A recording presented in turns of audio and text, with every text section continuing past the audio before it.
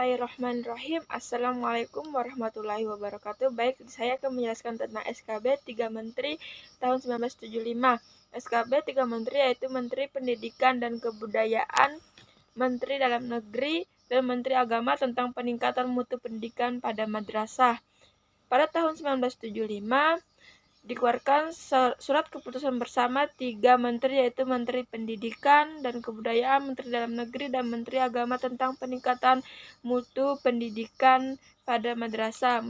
Melalui SKB ini, madrasah diharapkan memperolehi posisi yang sama dengan sekolah umum dan sistem pendidikan nasional sehingga lulusan dari madrasah dapat melanjutkan atau pindah ke sekolah umum dari tingkat sekolah dasar sampai ke perguruan tinggi karena tingkat mata pelajaran umum dan madrasah sama mutunya dengan pelajaran umum di sekolah umum yang setingkat. Pengelolaan madrasah pada pondok pesantren sejak timbulnya madrasah dan menjadikannya sebagai lembaga pendidikan yang mandiri tanpa bimbingan dan bantuan pemerintah kolonial Belanda. Setelah Indonesia merdeka, pada madrasah dan pesantren melalui mendapatkan perhatian dan pembinaan di pemerintah RI. Untuk melaksanakan amanat tersebut, BKM Badan Pekerja Komite Nasional Indonesia Pusat sebagai badan pekerja Majelis Pemusyawaratan Rakyat pada masa itu dirumuskan pokok-pokok usaha pendidikan dan pengajaran pada pasal 5. Dalam hal ini, wewenang pembinaan dan pemberian bantuan dan tuntunan tersebut diserahkan kepada Kementerian Agama. Tujuan pembinaan dan bantuan adalah agar madrasah sebagai lembaga pendidikan Islam berkembang secara terintegrasi dalam sistem pendidikan nasional sebagaimana yang dikehendaki oleh UUD 1945.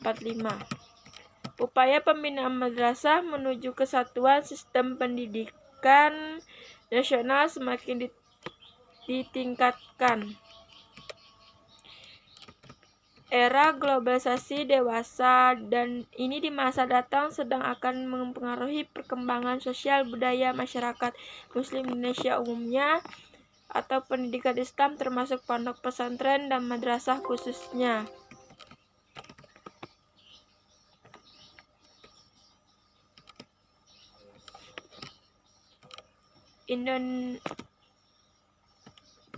Madrasah-madrasah yang mengikuti sistem yang sama dengan sekolah modern.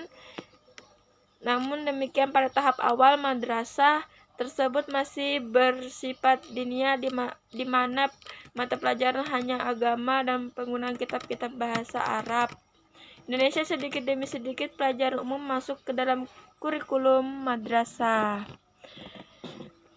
Seperti madrasah ibtidaiyah untuk tingkat dasar, madrasah Tsanawiyah untuk tingkat menengah pertama, dan ada pula kuliah mu'alimin pendidikan guru yang disebut normal Islam.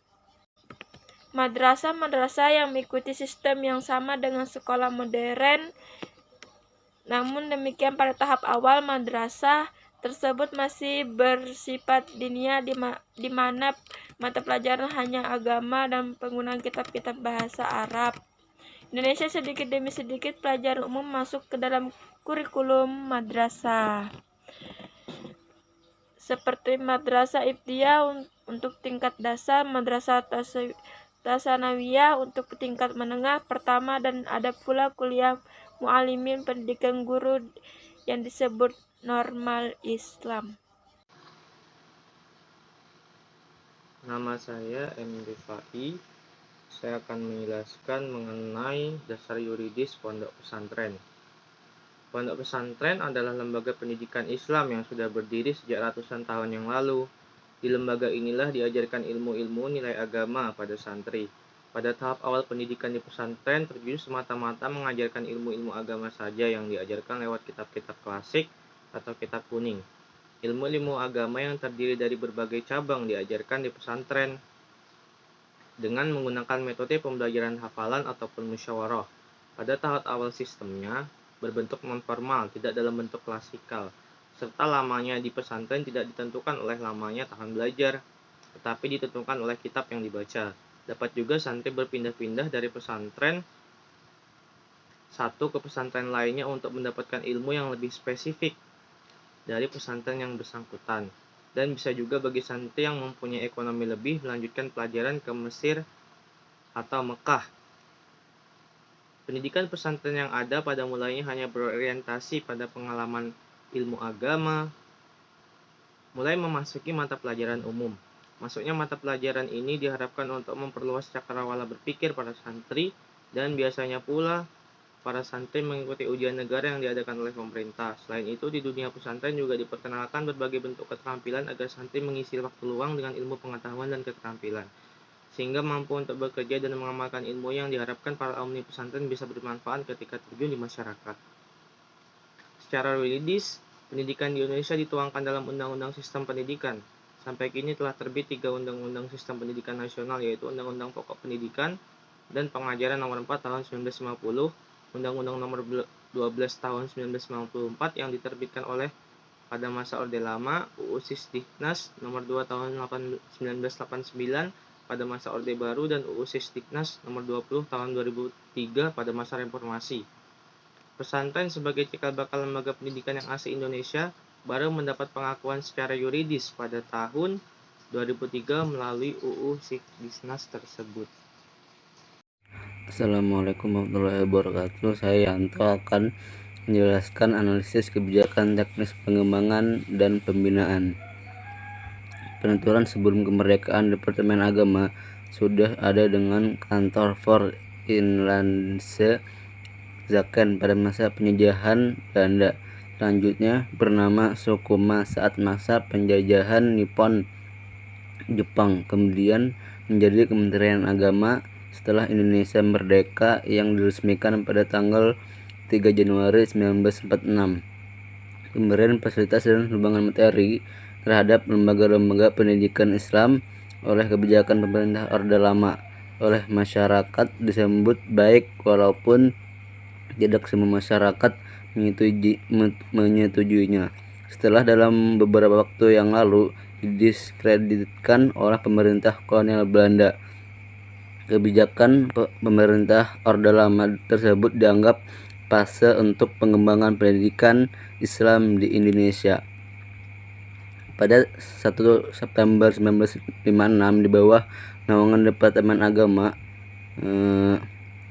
dalam Nota Islamic Education in Indonesia yang disusun oleh bagian pendidikan Departemen Agama menggambarkan sebagai berikut. 1. Memberi pengajaran agama di sekolah negeri dan partikulir. 2. Kemudian memberi pengetahuan umum di madrasah. 3. Mengadakan pendidikan guru agama atau PGA dan pendidikan hakim Islam negeri. Anjuran Departemen Agama tersebut dijadikan momentum oleh kaum muslimin untuk membangun lembaga pendidikan Islam. Madrasah sudah tersebar di seluruh provinsi di Indonesia. Dilaporkan bahwa jumlah madrasah tingkat ibtidaiyah pada waktu itu sudah mencapai 13.057, sedangkan madrasah sanawiyah 776 dan madrasah aliyah 1188. Dengan demikian, pada masa pemerintahan Orde Lama, Departemen Agama langsung membawahi madrasah dengan bidang khusus yang menangani, sehingga pendiri madrasah diberikan kesempatan seluas-luasnya untuk mendirikan dan mengembangkan madrasah. Berbeda dengan masa penjajahan Belanda yang sangat mendiskreditkan.